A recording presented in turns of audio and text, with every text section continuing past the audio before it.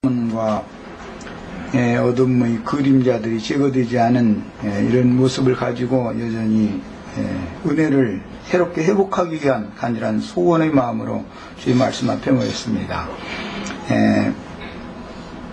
세상사의 모든 잡다한 일들, 여러가지 많은 문제들 때문에 모두가 다 마음이 무뎌진 상태에 있는 것 주님 다 불쌍히 여기시길 바랍니다. 심령과 마음을 깨끗하게 해주시고 예민하게 해주셔서 청결한 신앙 양심 가운데에서 밝은 빛 가운데에서 주님을 만나는 시간이 되도록 생명의 말씀, 빛의 말씀으로 오늘 증거해 주시길 바라며 형제 자매님들 모두 생명의 빛을 받아들일 수 있는 그릇들로 시간 예비해 주시길 주의 이름으로 기도합니다. 아멘. 아멘.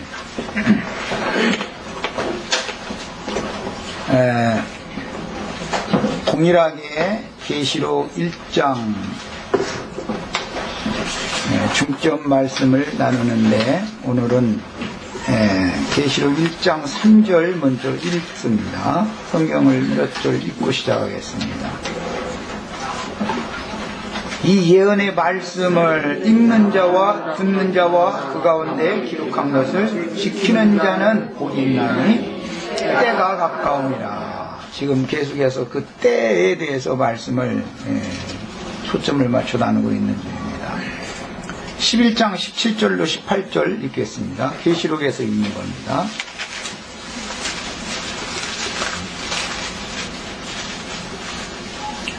이르되 감사하옵나니 옛적에도 계셨고 지금도 계신 주 하나님 곧 전능하신 이여 친히 큰 권능을 잡으시고 왕노릇 하시도다.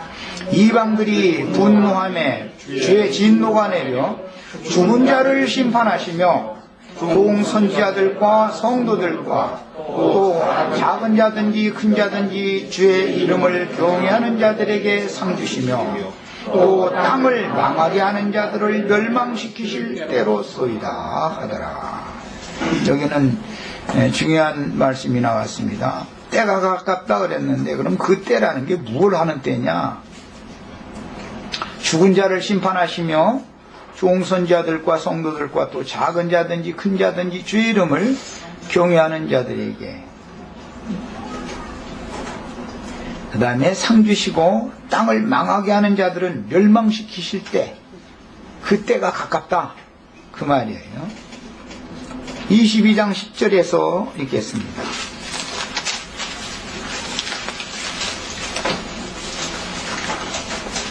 (22장 10절) 읽습니다. 또 내게 말하되 이 두루마리의 예언의 말씀을 인동하지 말라. 때가 가까우니라. 불의를 행하는 자는 그대로 불의를 행하고 더러운 자는 그대로 더럽고 의로운 자는 그대로 의를 행하고 거룩한 자는 그대로 거룩하게 하라 했습니다. 20절 21절 마무리절 읽겠습니다. 이것들을 증언하시니가 이르시되 내가 진실로 속히 오리라 하시거늘 아멘. 주 예수여 오시옵소서. 주 예수의 은혜가 모든 자들에게 있을지어다. 아멘. 모든 자들은 성도들에게입니다. 원문대로 직역을 하자면, 자, 오늘 우리 형제 자매님들 모두에게 주 예수의 은혜가 있기를 바랍니다.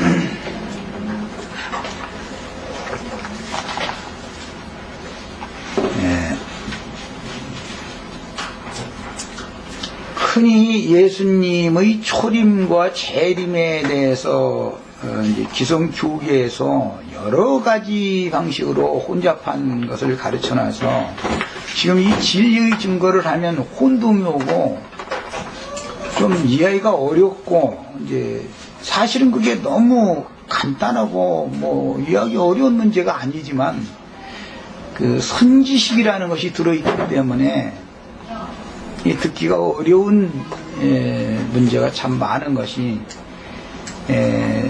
초림, 재림, 특히 이제 재림신앙이라고 흔히들 말하는데 재림에 관한 내용입니다. 기본적으로 초림하면 독생자 예수가 구속을 위하여 오셨던 것을 말하는 거고 재림이라고 말하면은 부활 승천하셨다가 그 영으로 오셔서 구원할 자를 마지막까지 구원하신 상태를 재림이라고 그럽니다. 주님이 오시면 구원 의주로 먼저 목적이 구원을 하러 오는 겁니다. 구원을 아무리 주려고 해도 받아들이지 않으면 심판하는 거예요.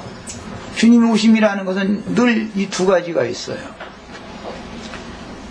누가복음 말미 부분에 보면 주님께서 승천하셨다고 할 때 하늘로 올리우셨다 이렇게 되어 있고, 데살로니가전서 4장에 보면 구름 속으로 끌어올려갈 것이다 이렇게 표현이 됐어요. 이제 그 올라간다라는 문제 때문에 올라갔으니까 또 이제 내려야 되니까 강림한다니까.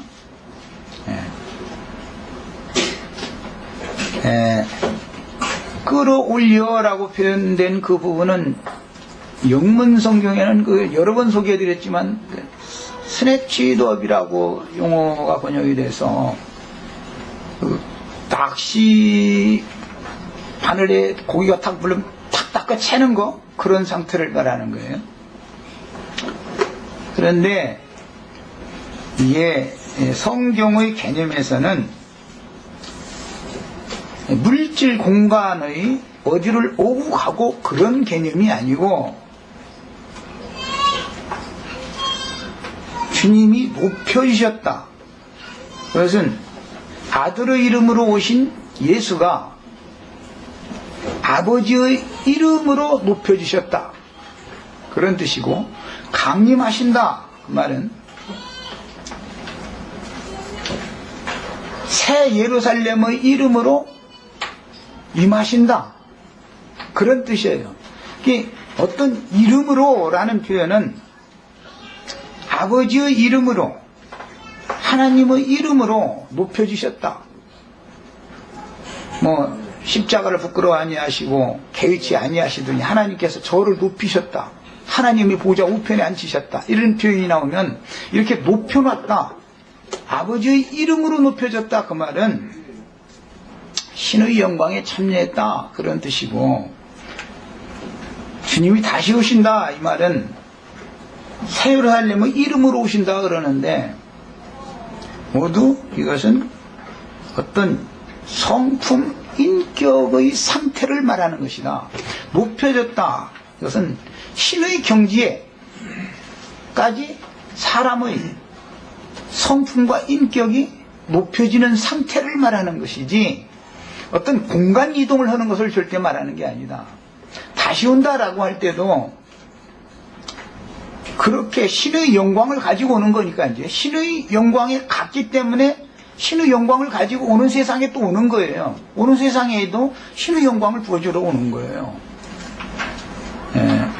성경이 말하는 이런 임한다, 재림, 이런 용어에 대한 강림하신다, 내가 속히 오리라, 그러니까 아멘 주 예수여 오시옵소서 그랬는데, 무슨 허공에서 어떤 물질적인 사람 예수가 어떻게 이렇게 허공에서 이렇게 내려오는 그런 개념으로 기성교계가 계속해서 이것을 가르쳐 왔는데, 이것이 물론 다 그렇게 가르치지는 않았을 겁니다. 하는 숨은 무리가 분명히 있겠죠. 그게 아니다라고 이제 얘기하는 생명의 부활과 생명으로의 승천, 승화, 높여지심과 그 다음에 오는 세상에 다시 생명을 주러 오시는 재림에 관한 것을 생명의 관점에서, 성경이 말하는 관점에서 명확하게 깨달은 어떤 무리들도 분명히 숨어 있을 겁니다, 어디가. 그러나 난 공개적으로는 그런 사람, 그런 증거하는 사람들을 인터넷상에서 어디서 난 보지를 못해요, 아직은. 이상하게. 그 외롭게 나 혼자 투정한다, 나는 이제 가끔 그런 생각도 해보고 그러는데, 오늘은 천국 곡식의 추수와 재림에 대한 말씀을 중점으로 나눌 겁니다. 먼저 성령의 오심은 독생자의 오심이 아니고, 이것은 이제 성령의 오심이에요. 말씀이신 하나님 아버지와 함께 말씀이 육신되어 세상에 오셔서 구속을 이룬 인자 예수 그리스도의 이름으로 오신 것이며 재림 예언들을 이룬 것이니 말씀이신 인자 예수님의 아버지와 말씀의 보내심을 받아 그 사역을 수종하신 아들이 그 영으로 아버지와 함께 오신 것이다. 하나님 보좌 우편에 앉히셨느니라 할 때는 십자가를 부끄러워 아니하시고 개의치 아니하시더니 하나님께서 저를 높여서 하나님 보좌 우편에 앉히셨느니라 이랬는데, 성경이 말하고자 하는 높여놨다, 하나님 보좌 우편에까지 높이셨다 라는 그 개념, 이것을 잘 생각을 해보셔야 되겠어요. 기성교계에 지금 하나님 보좌 우편이 어디냐 그러면 저기 뭐 대기권 넘어 어디 뭐 별들의 나라 어디에 이제 금의자가 있어가지고 거기 있다 뭐 이런 식으로 추상적으로 이렇게 가르치는데, 사실은 예수님의 그 높여지심 되어진 예수님의 성품과 인격이 형제 자매님들에게 믿음을 통해서 그분을 생명과 주로 영접되어진 사람들의 심령과 마음속에 오신 것이 곧 참 하늘에 오신 것이고 참 하늘에 들어가신 거예요. 요한복음, 오늘은 좀 시간이 걸려 성경을 찾겠습니다. 그냥 지난번에 불러만 줬더니 숙제를 하는지 안 하는지를 확인을 할 수가 없어가지고 이것도 또 불안해. 또 계속 그렇게 하지 않아. 시간을 전략하느라고 난 그런 건데, 요한복음 14장 12절부터 24절까지를 계속 읽겠습니다.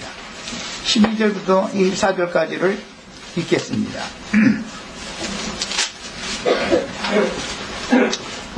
내가 진실로 진실로 너희에게 이르노니 나를 믿는 자는이에요. 나를 믿는 자는 내가 하는 일을 그도 할 것이요 또한 그보다 큰 일도 하리니 이는 내가 아버지께로 가니라. 너희가 내 이름으로 무엇을 구하든지 내가 행하리니 이는 아버지로 하여금 아들로 말미암아 영광을 받으시게 하려 함이라. 내 이름으로 무엇이든지 내게 구하면 내가 행하리라. 너희가 나를 사랑하면 나의 계명을 지키리라. 내가 아버지께 구하겠으니 그가 또 다른 보혜사를 너희에게 주사 영원토록 너희와 함께 있게 하리니. 그러면 또 다른 보혜사가 아들의 이름으로 아버지께서 우리에게 보내주실 때 그 또 다른 보혜사가 우리에게 오면은 아들이 우리와 영원토록 함께 있는 거죠.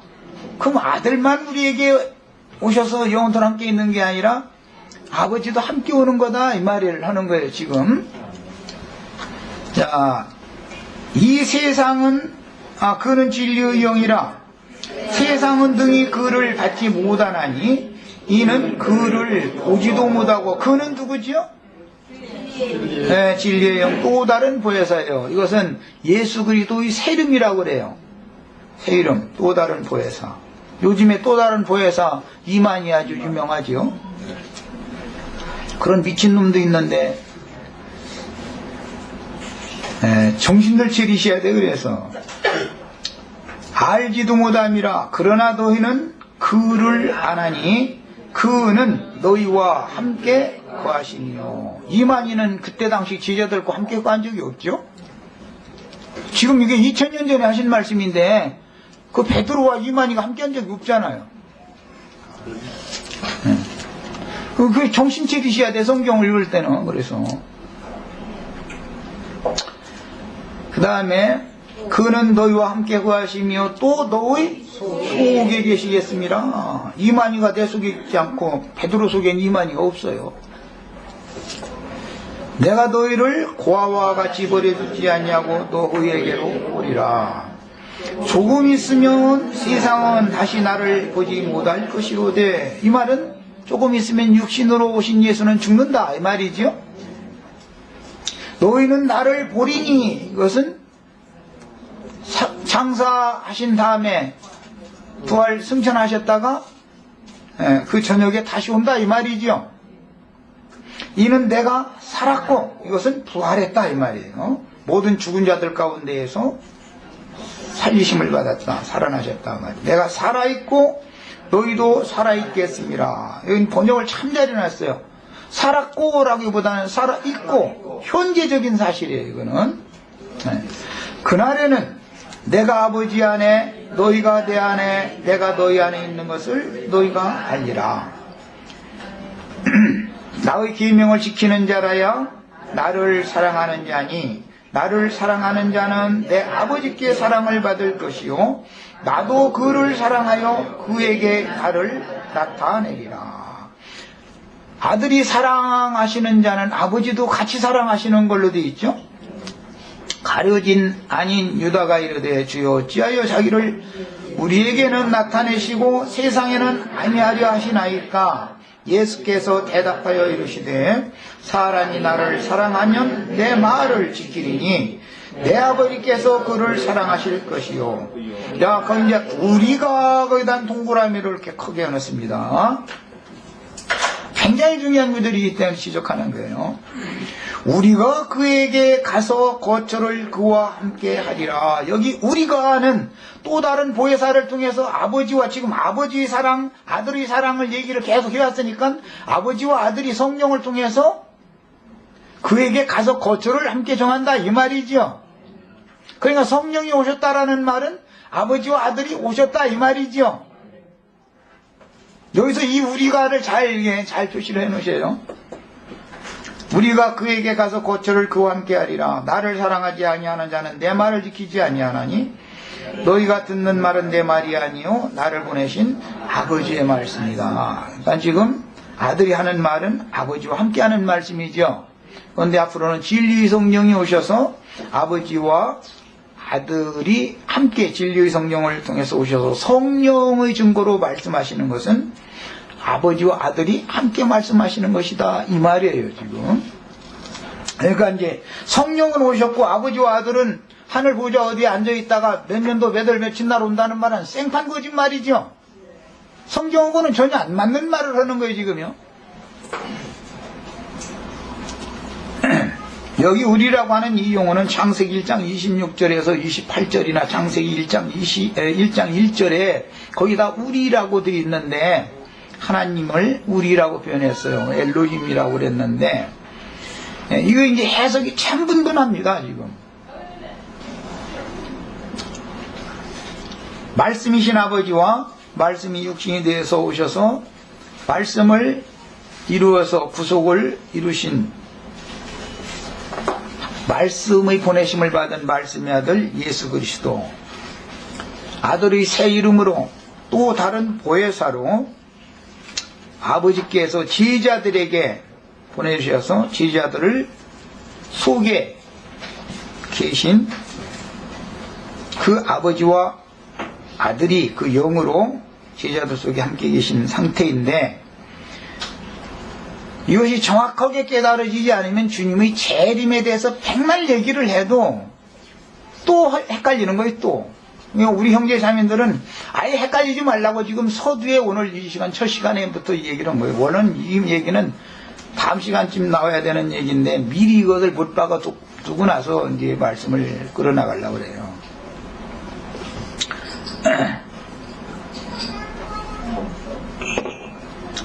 제자들에게 이렇게 성령을 통해서 아들과 아버지가 임하셔가지고 제자들을 통해서 복음이 전파되는데, 복음의 내용의 실제는 뭐예요? 그리스도 자신이에요. 복음은 그리스도를 말하는 거예요. 좀 더 확대 해석을 한다면 복음은 그리스도와 교회에 대해서 말하는 것이 목적이에요. 성경은 모두 그리스도에 대해서 말하는 거예요. 그리스도의 배필된 그리스도의 교회에 대해서 말하는 것이 성경의 중심이에요. 계시록은 특별히 더 그래요. 나 예수는 교회들을 위하여 이 모든 예언을 하게 한 것이다. 그랬어요. 그래서 그 영을 통해서 오신 아버지와 아들이 제자들에게 임하여 제자들을 통해서 증거된 것은 성령의 증거로 증거하는 것이지 사람의 말이 아니었다 이 말이에요. 이것이 믿어지셔야 되겠어요. 그러니까 제자들에게는 이미 주님이 재림을 하셨고 세상은 저를 보지도 못하고 받지도 못한다 그랬으니까 아직까지도 지금 예수님이 재림하지 않았다고 자꾸 가르치는 사람들은 세상이죠. 그럼 그리스도인들이 아니단 말이에요. 이렇게 분별하는 거예요. 계시록이라는 것은 우선 분별부터 하는 거예요. 알곡과 가라지를 분별해요. 알곡과 그 다음에 쭉쟁이를 또 분별해요. 자꾸 분별하는 것이 계시록의 목적이에요.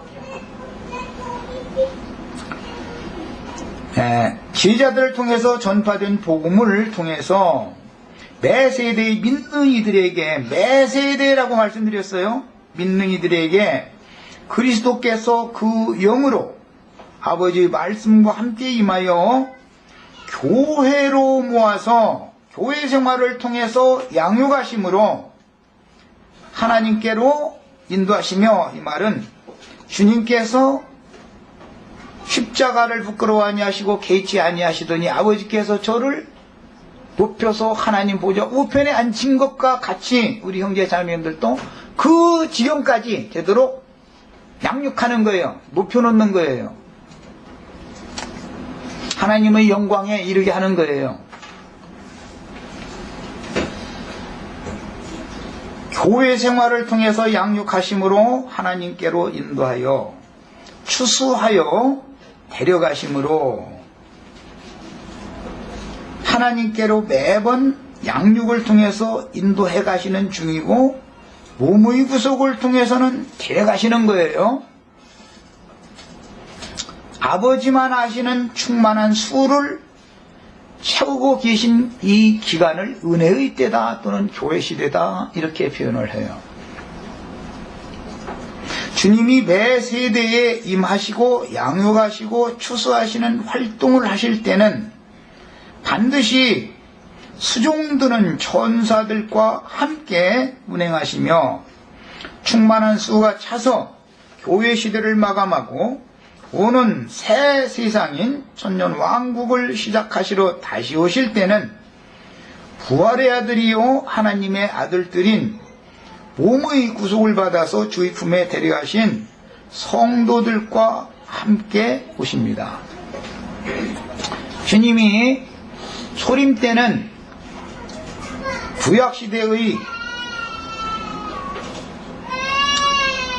모든 이기는 자들 아브라함의 품에 들어가서 자기 세대를 살다가 아브라함의 품에 들어가서 인자의 때 볼 것을 고대하던 자들 그들을 일으켜서 그들을 위하여 예비하신 한 성에 데리고 올라가셨고 그 성이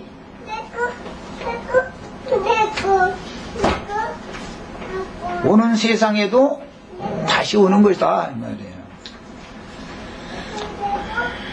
영들이 같이 오는 거다 이 말이에요. 데살로니가전서 3장 13절 읽겠습니다.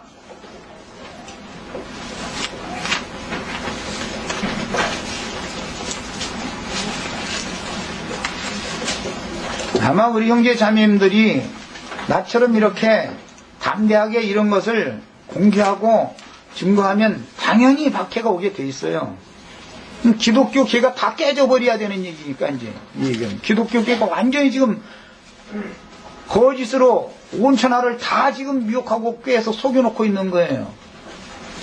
이 거대한 기독교를 상대로 싸운다는 것은 이것은 생명을 내놓지 않으면 안 되는 거예요. 이거는 이건 이미 다 각오가 다 돼 있으셔야 돼요.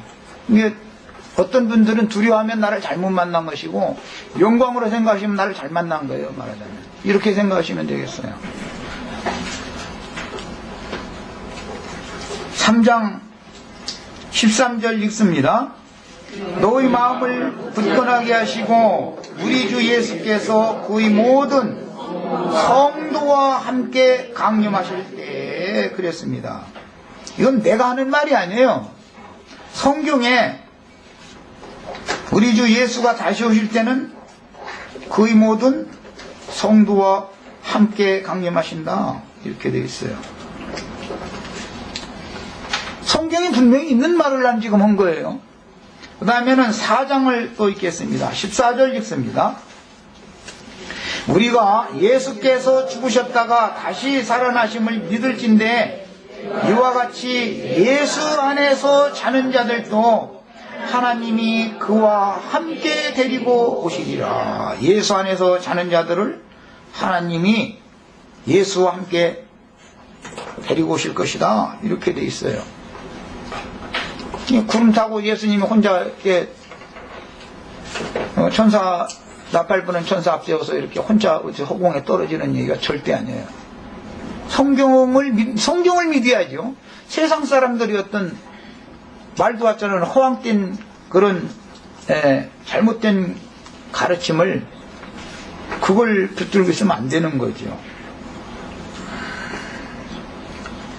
현세에서 주님이 구속하신 성도들로 세우신 교회에 함께 계신다는 뜻은 앞서 가신 구약시대에 자기 세대를 살다가 믿음을 지키고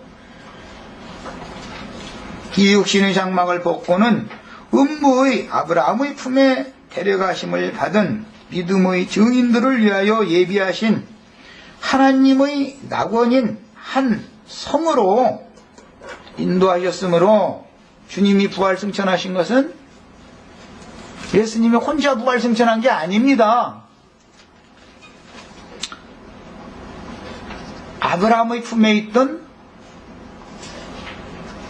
모든 구약시대의 성도들을 함께 일으켜서 죽은 자들 가운데 함께 일으켜서 함께 하늘에 오르셨어요. 그런데 하늘 허공 어디로 간 것이 아니라 그 믿음의 증인들을 위하여 저희 주님께서 하늘에 예비해 놓으신 한 성이 있었는데 그 성으로 데리고 가셨어요. 그 성에 하나님의 임재가 있고 그 성에 하나님의 영광이 충만한 거예요. 다니엘 12장 1절로 2절을 빨리 찾아 읽겠습니다.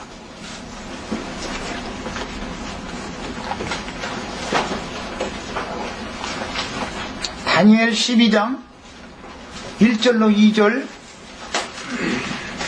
여러 번을 내가 지금 인용하는데 또 인용을 하는 거예요.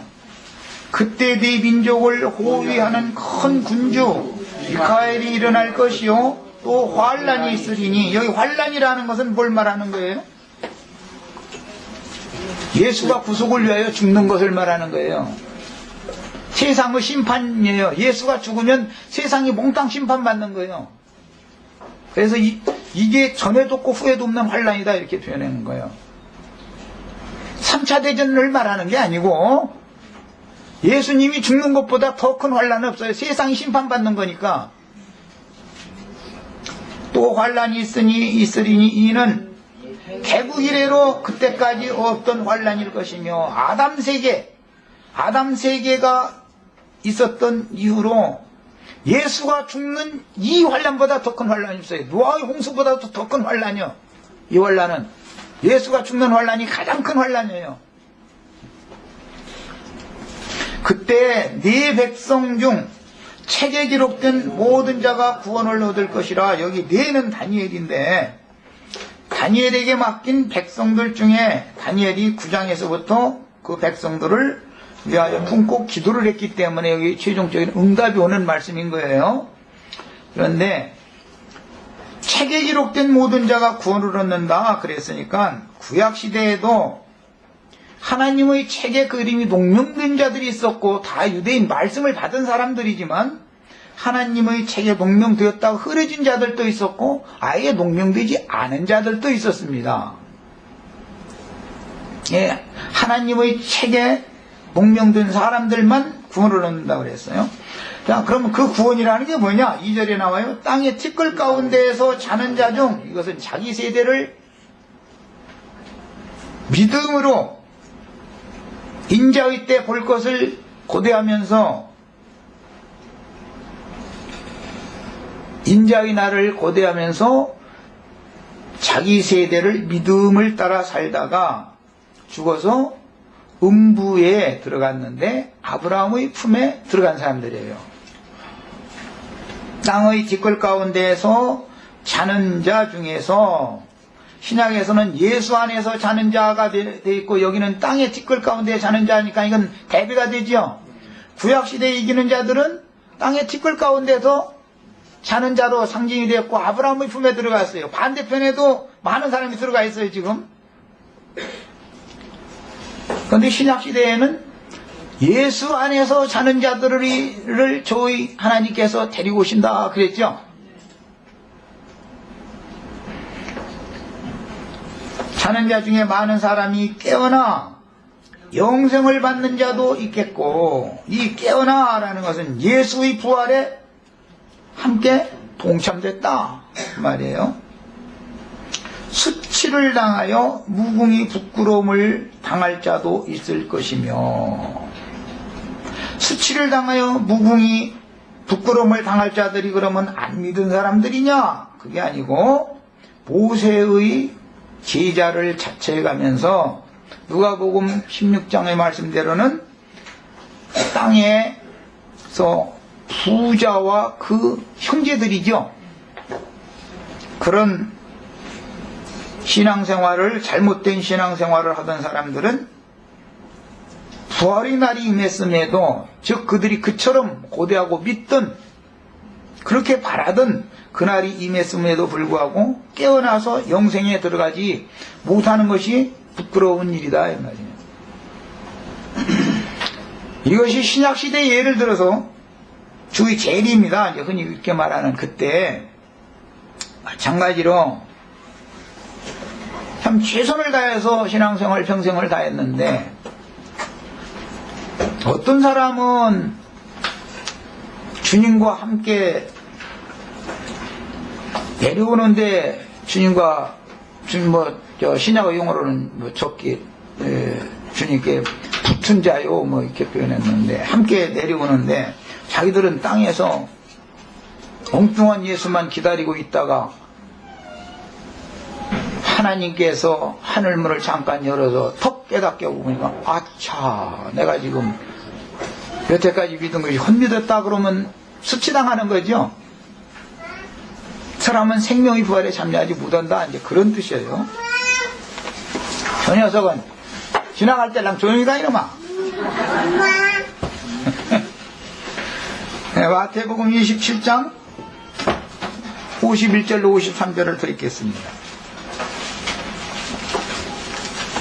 이 다니엘의 예언을 신약에서 이루는 거예요.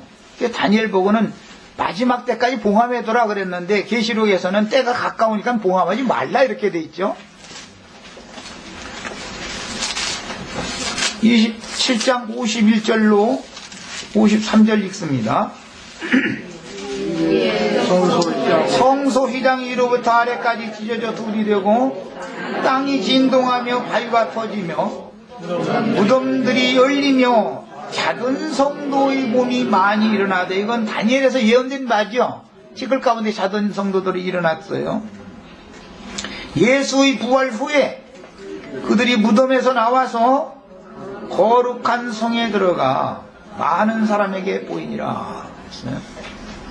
이 거룩한 성이 믿음의 모든 증인들을 위하여 저희 주께서 예비하신, 신이 경영하시고 지으실 터가 있는 한 성을 예비하셨다 그랬는데, 위에 있는 예루살렘이죠. 거룩한 성 새 예루살렘이라는 거예요. 히브리서 11장에 나오는 말씀을 우선 서술적으로 인용을 해드렸어요.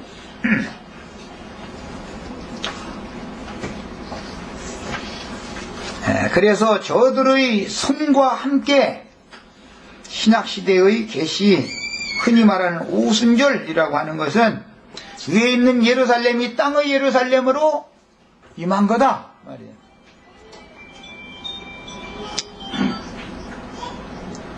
사도행전 2장에 나오는 오순절이라고 하는 것은 이미 위에 있는 예루살렘에 들어간 구약시대의 모든 선진들의 영들과 구름과 같이 허다한 증인들과 함께 주님이 예루살렘으로, 땅의 예루살렘으로 오신 거다 그 말이에요. 다시는 이걸 또 얘기는 안 할 거니까 잘 마음속에 정리들 다 하세요. 동일한 일이 오는 천년왕국이라고 하는 새 시대에도, 다만 교회 시대 내에서 어린 양의 책에 농명된 자들, 특히 이기는 자들이라고 되어 있는 이 사람들을 하늘의 예루살렘에 이미 이생해서 교회 생활을 할 때 하늘의 시온산과 예루살렘 천만천사와 아벨의 피보다 더 낮게 말하는 뿌린 피 앞에 이미 이른 자들과 오는 세상에 신앙이 회복될 인맞은 유대인 14만 4천에게 임하는 거예요. 그 하나님의 종들의 이마에 지금 인쳐지는 시기다 이렇게 생각하시면 틀림없습니다. 내가 틀림없다고까지 얘기해서 너무 화가 나는 말하는 것 같은데, 신앙이 회복될 유대인들이 하나님의 종으로 오는 천년왕국에서 복음의 제사장 직분을 수행하게 되기 위해서는 그들이 예비되는 기간이 필요한 거예요. 그래서 이런 나팔이 부러진다라고 하는 것은 그 영이 그들에게 누군가는 누군가에게 임하는 거예요. 제자들에게는 비밀리에 임했고 세상은 저를 보지도 못하고 받지도 못했던 것과 같은 일이 지금은 반대로 이방 시대가 끝났고 유대인의 때로 지금 전환되고 있는 중이다 이 말이에요. 이것은 내가 확신 있게 말씀드릴 수 있어요. 그것은 이제 다음에 역사적인 증거 이런 것도 기회가 되면 다 말씀드릴 거예요. 하나님의 비밀스럽게 행하시는 행정을 알아야 되는 거예요. 현세의 장작교회는 너희가 이른 곳은 하늘의 시온산과 하늘에 기록한 장자들의 교회와 천만천사와 아벨의 피보다 더 낮게 말하는 뿌린 핀이라 그랬어요. 거기에 현재 이른 자들이 있고 앞으로 거기를 가려고 그렇게 애쓰는 사람들이 있어요. 인간이 애쓰면 절대 못 가요. 인간이 애쓰는 건 전부 종교예요. 우리가 예수 그리스도를 복음을 믿을 때 구속 죄와 허물들을 사면받고 나서 예수와 함께 어디 앉혀졌어요? 이미 하늘에 있죠. 예수님이 하늘에서 내려온 자 곧 하늘에 있는 인자 외에는 하늘에 올라간 자가 없느니라 그랬는데, 오늘 우리 형제 자매님들 어떤 사람들 만나면 나 하늘에 올라갔어 이러세요. 그러면 이제 완전히 이단 나온 거죠. 미친놈이고. 바울 사도만 셋째 하늘로 올라가는 게 아니라 요한 사도만 하늘 보좌에 올라가는 게 아니라 누구나 다 성령과 연합된 영의 나의 자아가, 나의 혼생명이 영에 있으면 나는 하늘에 있는 사람인 것이 이것이 꼭 깨달아지셔야 되겠어요. 물질적인 어떤 장소가 하늘과 땅이라는 개념이 없는 거다라는 건 내가 몇 년 동안 야곱야곱 그저 이슬비 내리듯이 수년 동안 적셔놨으니까 충분히 더 이상 설명하지 않아도 아실 거예요. 여기서 달 쳐다보면 달이 하늘에 떠 있고, 하늘에서 달에서 여기 지구 쳐다보면 지구가 하늘에 떠 있어요. 어디가 하늘이요? 그럼 물질적인 하늘만 해도 말이야. 여기서 저기 보면 저기가 하늘이, 저기서 여기 보면 여기가 하늘인데, 그건 물질적인 하늘 관념을 버리라 이거예요. 물질 세계에 관한 관념을 버리라 이거예요. 영적 세계를 말하는 거다. 새로운 피조물로 새로 창조되는 건 뭐예요? 새 심령을 지어놓는 걸 말하는 거예요. 이게 새로운 피조물이라고 그래요. 새로운 피조물이 되지 않은 사람은 하늘에 앉혀질 수가 없는 거예요. 나는 지금 하늘에 있는 사람이다. 이런 확신이 다, 이건 믿음으로 각자에게 주어져야 되는 문제예요. 나만큼 확실해야 돼요, 우리 형제자매님들. 난 세상 없는 사람이라고 해도 나는 오늘 지금 당장 죽어도 난 너무 분명하다. 죽어도 하나님 안에 하늘에 있고, 하나님이 계신 곳은 다 하늘이고, 하늘은 나의 보좌에 그랬었고, 하나님이 안 계시면 어디를 가도 하늘 아니고, 달 넘어 어디를 가도 그곳에 하나님이 안 계시면 하늘은 없는 거예요. 하나님은 사랑이시라 그러고 하나님은 빛이라 그러는데, 달 넘어 어디를 가야 사랑이 있고 달 넘어 어디를 가야 빛이 있는 게 아닙니다. 하나님의 사랑은 우리 마음에 부어지는 것이고, 생명의 빛은 말씀의 증거를 통해서 지금 내 마음에 빛이 임하는 거예요. 이 세계를 죽어놓은 사람이, 이것이 확실한 사람이 예수 믿는 사람이다. 그래서 현세의 장작교회에 현재적으로 수많은 믿음의 증인들과 함께 오셔서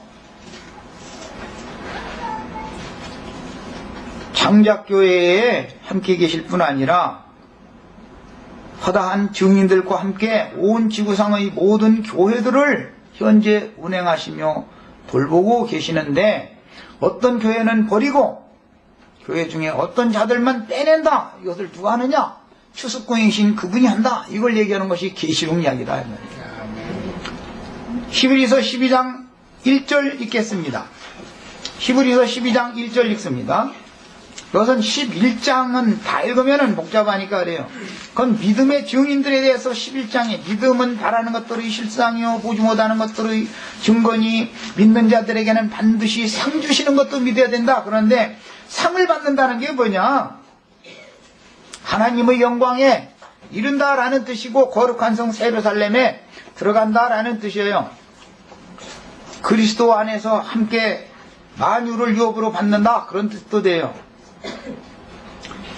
믿음의 증인들에 대한 이야기가 11장에 계속 증거가 되고 나서 12장 1절에 이러므로 우리에게 구름과 같이 둘러싼 허다한 증인들이 있으니, 11장에 나오는 모든 구름과 같이 둘러싼 허다한 믿음의 증인들이 오늘 현세의 우리에게 함께 있는 사실이 꼭 믿어져야 되겠어요. 우리에게 함께 계신 사실이 믿어지셔야 되겠어요. 이게 안 믿어지면은 여덟 배친 날 예수님이 구름 타고 허공에서 내려온다고 자꾸 이 생각을 버리질 못하니까 하는 소리예요. 히브리서 12장 22절로 24절 읽겠습니다. 성경 읽고 마치겠습니다. 잠시 쉬었다가 이어서 하겠습니다. 그러나 너희가 이룬 것은 시온산과, 여기는 이를 곳이요 이른 곳이요, 분명하게 하셔야 되겠어요. 너희가 이른 곳은 시온산과 살아계신 하나님의 도성인 하늘의 예루살렘과, 갈라디아 4장에서는 위에 있는 예루살렘이다 그랬어요. 하늘의 예루살렘과 천만 전사와 하늘에 기록된 장자들의 모임과 교회와, 장자들의 모임인 교회와, 만민의 심판자이신 하나님과 및 온전케 된 의인의 영들과 새 언약의 중보자이신 예수와 및 아벨의 피보다 더 나은 것을 말하는 뿌린 피니라. 이 앞에 우리가 지금 현재 이르러 있어야 되겠어요.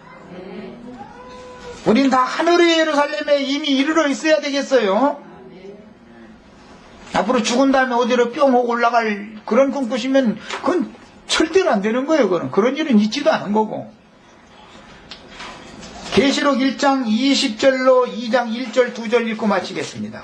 잠깐 쉬었다 하겠습니다. 그리고 계시록 1장 20절, 네가 본 것은 내 오른손의 7 별의 비밀과 또 일곱 금촛대라.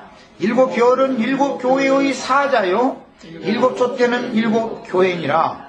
에베소 교회의 사자에게 편지하라.